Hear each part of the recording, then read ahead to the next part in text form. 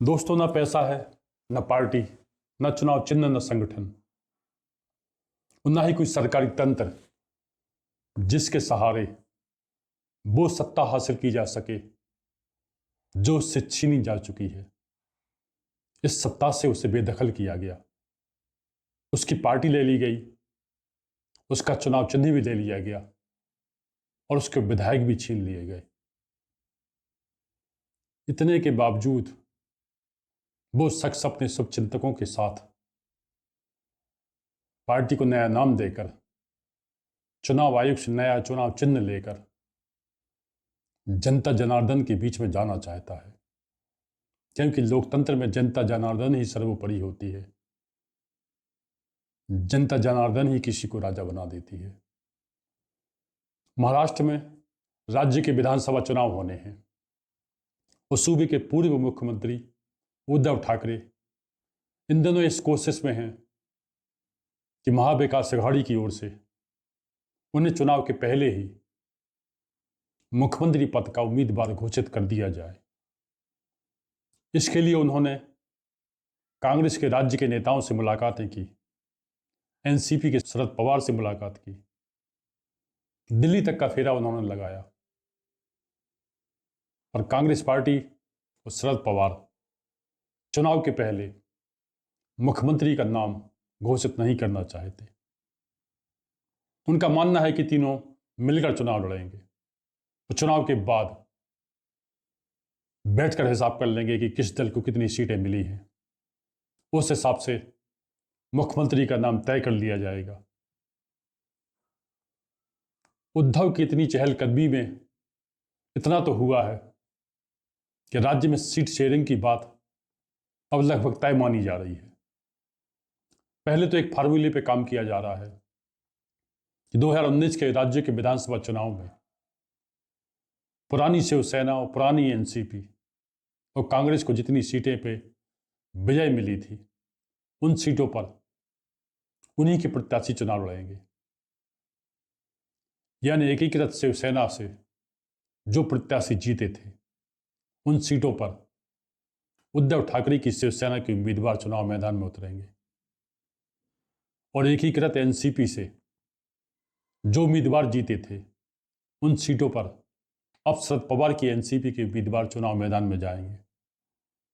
कांग्रेस तो चूंकि कल भी एक थी, राज्य में आज भी एक है, इसलिए वो अपनी जीती हुई सीटों पर अपने उम्मीदवार उतारेगी।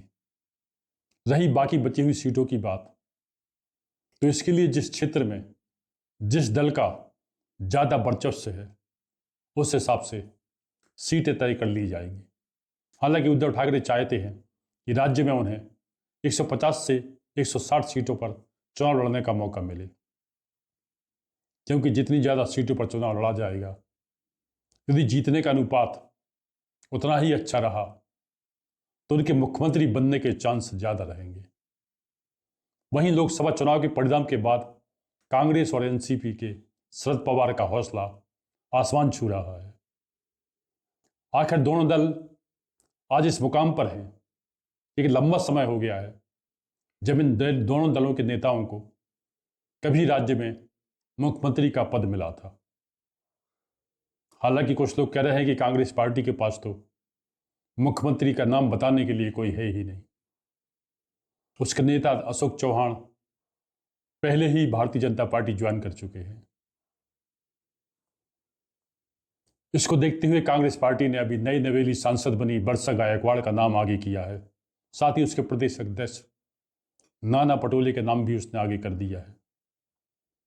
दूसरी तरफ शरद पवार को चूंकि महाराष्ट्र का राजनीति का चाणक्य कहा जाता है, और लोकसभा चुनाव में उन्होंने 10 सीटों पर चुनाव लड़ा था, 8 पर उनकी जीत हुई थी।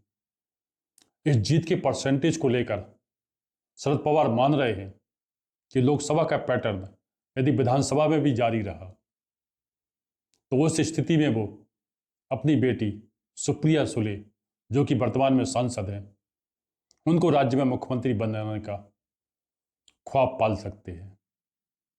क्योंकि 2019 में दरअसल जब उद्धव ठाकरे मुख्यमंत्री बने थे, तब उद्धव ठाकरे के मुख्यमंत्री बनने में सबसे ज़्यादा योगदान शरद पवार का था और इसलिए शरद पवार अब उद्धव ठाकरे से रिटर्न गिफ्ट लेना चाहेंगे और यदि उनकी पार्टी को राज्य के विधानसभा चुनाव में ठीक ठाक सीटें मिल गईं तो उस स्थिति में वो उद्धव से कह सकते हैं कि जिस तरीके से उन्होंने उनके मुख्यमंत्री बनने के लिए अपना समर्थन दिया था, कांग्रेस से समर्थन दिलाया था, अब वो चाहते हैं कि उनकी बेटी सूबे के मुख्यमंत्री बने और उद्धव अपना समर्थन दे।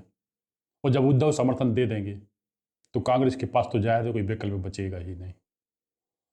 इतने पर भी मुश्किलें अभी उद्धव ठाकरे का पीछा नहीं छोड़ रही हैं।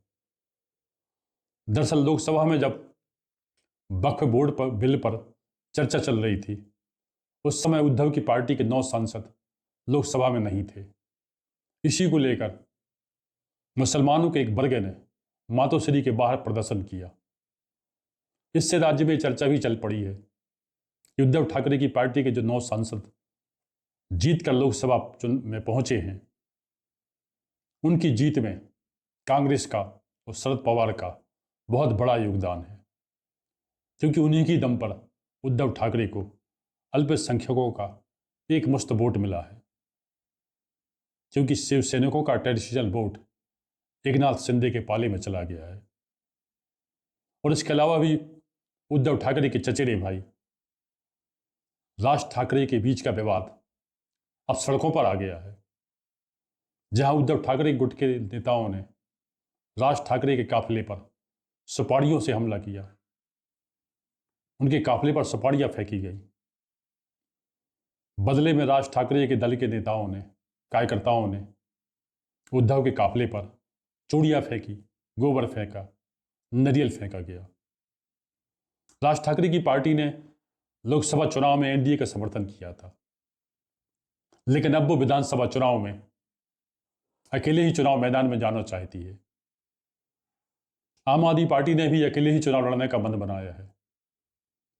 समाजवादी पार्टी जरूर राज्य की 10-12 सीटों पर चुनाव लड़ने के मूड में है और उसके उद्धव ठाकरे के जिस हिसाब से संबंध हैं उससे माना जा रहा है कि महाविकास अघाड़ी में उसके हिस्से भी कुछ सीटें आ सकती हैं। प्रकाश अम्बेडकर की पार्टी भी जाहिर है राज्य में अपना जौहर दिखाना चाहेगी। असदुद्दीन ओवैसी भी चूकना नहीं चाहेंगे और मराठा आरक्षण आंदोलन से निकले मनोज जारंगे भी इस बार विधानसभा चुनाव में अपनी ताकत को आजमाना चाहते हैं।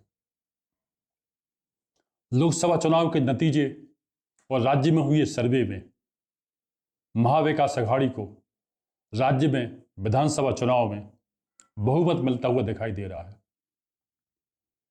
पर महाविकास अघाड़ी को बहुमत मिलने के बावजूद उद्धव ठाकरे यदि महाराष्ट्र के दोबारा मुख्यमंत्री बनते हैं तो यह राजनीति में बहुत बड़ा चमत्कार माना जाएगा। तो आज के लिए इतना ही।